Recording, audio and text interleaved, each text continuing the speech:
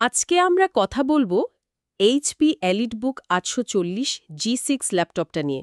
এটা তো বেশ কয়েক বছর আগের মডেল, কিন্তু এখনও সেকেন্ড হ্যান্ড মার্কেটে বেশ দেখা যায়। হুম, ঠিক। তো আমরা ভাবলাম বিভিন্ন রিভিউ আর যারা ব্যবহার করেছেন তাদের অভিজ্ঞতা ঘেঁটে দেখি ল্যাপটপটা আসলে কেমন, এর ভালো দিক খারাপ দিক সবই। হ্যাঁ, এটা জরুরি। কারণ বিজনেস ল্যাপটপ হিসেবে এর একটা পরিচিতি আছে। দেখা যাক আজকের দিনে দাঁড়িয়ে এটা কতটা কাজের। চলুন তাহলে শুরু করি ডিজাইন দিয়ে। আমার তো বেশ লাগে দেখতে, একটা প্রিমিয়াম ভাব আছে, তাই না? অবশ্যই। পুরোটাই তো অ্যালুমিনিয়াম দিয়ে গড়া, হাতে নিলেই বোঝা যায়। আর ওজনের ব্যাপারটা প্রায় 1.5 কেজি। হুম, বহন করার জন্য খুবই সুবিধাজনক। ঠিক। বাইরে কাজ থাকলে বা মিটিংয়ে নিয়ে যেতে সহজ। আচ্ছা, ডিসপ্লেটা কেমন? 14 ইঞ্চি ফুল এইচডি আইপিএস প্যানেল। হ্যাঁ, আইপিএস হওয়াতে ভিউইং অ্যাঙ্গেল নিয়ে চিন্তা নেই। আর রিভিউগুলো বলছে ব্রাইটনেসও নাকি বেশ ভালো, প্রায় 444 নিটস। হ্যাঁ, 444 নিটস, রোদের মধ্যেও মোটামুটি দেখা যাবে। আর কালার অ্যাকুরেসি, ওই যে এসআরজিবি কভারেজ, সেটাও প্রায় 94%। হুম, তার মানে হলো যারা লম্বা সময় ধরে স্ক্রিনের দিকে তাকিয়ে কাজ করেন তাদের জন্য বেশ আরামদায়ক হবে। আর রঙের উপস্থাপনাটাও তো ভালো। প্রেজেন্টেশন বা টুকটাক ছবি দেখার জন্য যথেষ্ট। আচ্ছা, ভেতরের যন্ত্রপাতির কথায় আসি। পারফরমেন্স, এতে তো ইন্টেলের 8ম জেনারেশনের প্রসেসর, তাই না? কর i5 বা i7। হ্যাঁ, 8ম জেন। গ্রাফিক্সের জন্য ইন্টেলের ইন্টিগ্রেটেড UHD 620 তো আছেই। কিছু মডেলে অবশ্য AMD Radeon 550X ডেডিকেটেড গ্রাফিক্সও পাওয়া যেত। ও, ডেডিকেটেড গ্রাফিক্সের অপশনও ছিল। আর আপগ্রেডের সুবিধা, র্যাম বা এসএসডি বাড়ানো যায়। হ্যাঁ হ্যাঁ, দুটো DDR4 র্যাম স্লট আছে, মানে 32 জিবি পর্যন্ত বাড়ানো যায়। আর স্টোরেজের জন্য একাধিক M2 SSD স্লট থাকে। এটা কিন্তু একটা বড় প্লাস পয়েন্ট। তো এই কনফিগারেশন দিয়ে কি ধরনের কাজ চালানো সম্ভব? দৈনন্দিন অফিস বা পড়াশোনা? আরে, ওগুলো তো আরামসে চলবে।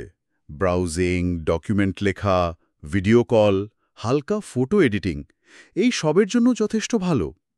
তবে হ্যাঁ, এটা যেহেতু 8ম জেন, খুব ভারী গ্রাফিক্সের কাজ, ধরুন হাই এন্ড গেমিং বা প্রফেশনাল ভিডিও এডিটিং, সেগুলোর জন্য এটা নয়।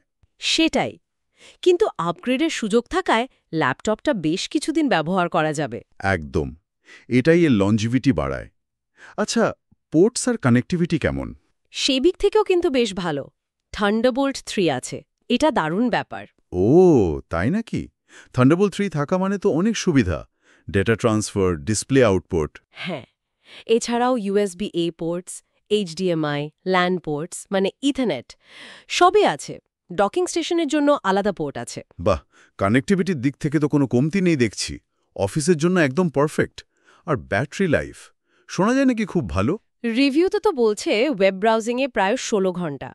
যদিও এটা হয়তো ল্যাব কন্ডিশনে, বাস্তবে হয়তো অতটা পাওয়া যাবে না। আসলে 16 ঘন্টা পাওয়াটা একটু কঠিন। তবে এটা ঠিক যে এই মডেলের ব্যাটারি লাইফ ওর অন্যতম শক্তিশালী দিক ছিল। মানে পাওয়ার সোর্স ছাড়া একটা পুরো কাজের দিন চলে যাওয়ার কথা। হুম, তাহলে ভালো দিকগুলো যদি এক জায়গায় করি, দারুণ ব্যাটারি লাইফ, দৈনন্দিন কাজের জন্য সলিড পারফরম্যান্স, ভালো ডিসপ্লে, দেখতে সুন্দর, বিল্ড কোয়ালিটি প্রিমিয়াম, কিবোর্ড টাচপ্যাডও আরামদায়ক, আর আপগ্রেডের সুবিধা, হ্যাঁ, এইগুলোই মূল আকর্ষণ।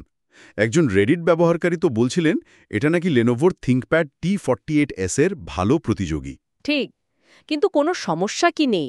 কিছু রিভিউতে দেখলাম একটু বেশি চাপ পড়লে নাকি গরম হয়ে যায়। এটা কিছু পাতলা ল্যাপটপে হয়, থার্মাল থ্রটলিং বলে যেটাকে। মানে বেশি গরম হলে পারফরমেন্স নিজে থেকে একটু কমিয়ে দেয়। তবে সাধারণ ব্যবহারে এটা কতটা টের পাওয়া যাবে সেটা একটা প্রশ্ন। আর একটা জিনিস, নিউ ইয়র্ক পোস্টের একটা লেখায় চোখে পড়ল, রিফারবেশড মডেল কিনলে নাকি 2-3 বছর পর ব্যাটারির হেলথ কিছুটা কমে যেতে পারে। সেটা তো স্বাভাবিক। সময়ের সাথে সব ব্যাটারিরই কর্মক্ষমতা কিছুটা কমে। রিফারবেশড কিনলে এই ঝুঁকিটা একটু বেশি থাকে হয়তো। কেনার সময় দেখে নেওয়া ভালো। নিরাপত্তার ফিচারগুলো কিন্তু বেশ কাজের। ওই যে HP sure start, sure click. হ্যাঁ, BIOS level protection, browsing security, এগুলো বিজনেস ইউজারদের জন্য খুব দরকারি। Data safety first. ক্যামেরার জন্য ফিজিক্যাল শাটারও আছে, প্রাইভেসি রক্ষা হয়। আর audio, Bang and Olufsen speaker, noise cancellation, এগুলো কেমন? অডিও কোয়ালিটি বেশ ভালো হওয়ার কথা। অনলাইন মিটিং বা মিডিয়া দেখার অভিজ্ঞতা ভালো হবে। নয়েজ ক্যান্সেলেশনটাও জরুরি আজকালকার মিটিংয়ের জন্য। তাহলে সব মিলিয়ে আমরা বলতে পারি এইচপি এলিটবুক 840 G6 একটা বেশ নির্ভরযোগ্য, দেখতে সুন্দর, সহজে বহনযোগ্য বিজনেস ল্যাপটপ, বিশেষ করে যারা এখন সেকেন্ড হ্যান্ড বা রিফারবিশড মার্কেটে একটা ভালো কাজের জিনিস খুঁজছেন। তাদের জন্য এটা অবশ্যই একটা বিবেচনার বিষয় হতে পারে। তবে হ্যাঁ, খুব বেশি গ্রাফিক্স নির্ভর কাজ যাদের নেই, মূলত তাদের জন্য। একদম। দামের তুলনায় ফিচারগুলো বেশ ভালোই বলা চলে। শেষে একটা প্রশ্ন থেকেই যায়, তাই না?